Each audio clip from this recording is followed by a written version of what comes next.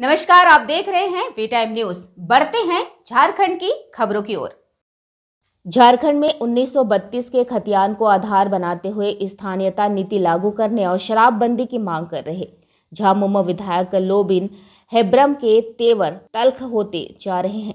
उनके बागी रवैये ने झामुमो की नींद हराम कर दी है, पर जेएमएम सरकार के द्वारा उनके आंदोलन को कुचले जाने से आहत होकर आज उन्होंने एक प्रेस कॉन्फ्रेंस की है, जिसमें लोबिन हेब्रम ने मुख्यमंत्री हेमंत सोरेन के खिलाफ जमकर निशाना साधा है।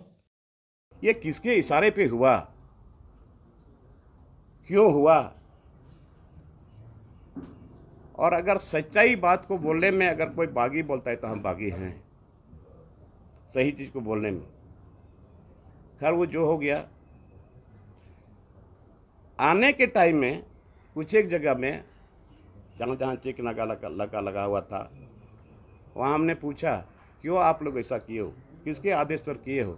सर ऊपर से आदेश था, ऊपर से आदेश था। चलिए, तो ये इस तरह से किसी की बोली को दाबना पुलिस फोर्स के द्वारा, आखिर शासन प्रशासन के लोगों का ही आदेश होगा। तो इस तरह से एक तरह से लोकतंत्र का ये गला घोटने का काम हुआ। इसके बाद मेरे ऊपर आरोप लगा कि लोबिन हेब्रम गुरुजी का फोटो लगाता, पार्टी का झंडा लगाता है,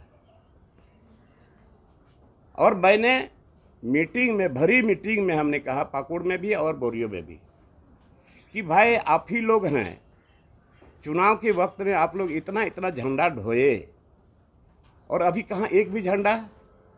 बोले कि नहीं ढोएंगे। लोगों में आक्रोश है, और यही स्थानीय नीति और नियोजन नीति को लेकर के और एसपीटी एक्ट को सी है। और हमारा तो मांग शुरू से यही रहा कि आज यहाँ हमारे लोग शहीद हुए हैं। इधर फूलो झानो, तिलका मांझी, ये लोगों ने आंदोलन किया था, अंग्रेजों के साथ में लड़ाई लड़ी थी, और वहाँ भी एक एक्ट बना, वो एसपीटी एक्ट बना, संथाल परगना टेनेंसी एक्ट, ताकि यहाँ के लोग, आज का संथाल परगना में एसपीटी एक्ट नहीं होता और छोटा नागपुर में सीएनटी एक्ट अगर नहीं होता, तो हमको नहीं लगता है कि यहाँ के आदिवासी मूलवासियों को गाछ के नीचे भी जगह मिलता। तो आज मैं बार बार इस बात को सदन में बोल रहा हूँ कि कम से कम ये कानून है, एक्ट है, इसको तो आप सख्ती से लागू करो। कौन देखेगा इसको? न कमिश्नर देखता है, न डीसी देखता है, न एसडीओ देखता है, न सीओ देखता है। और यहाँ धड़ल्ले से ज़मीन लिया जा रहा है। यहाँ की गरीबी का फ़ायदा लोग ले रहे हैं और शिक्षा का फ़ायदा ले रहे हैं, और अपने ही लोगों को खिला पिला के दलाल बना दे रहे हैं, और यहाँ ज़मीन लूट हो रहा है। क्या आज झारखंड के लोगों को बिहार में कहीं लोग घर बनाया है क्या? बंगाल में घर बनाया है क्या? उड़ीसा में घर बनाया है क्या? छत्तीसगढ़ में घर बनाया है क्या? और आज झारखंड माने बिल्कुल खुला दरवाज़ा है, और आने वाले समय में हम यहाँ के आदिवासी मूलवासी हम लोग अल्पसंख्यक हो जाएंगे।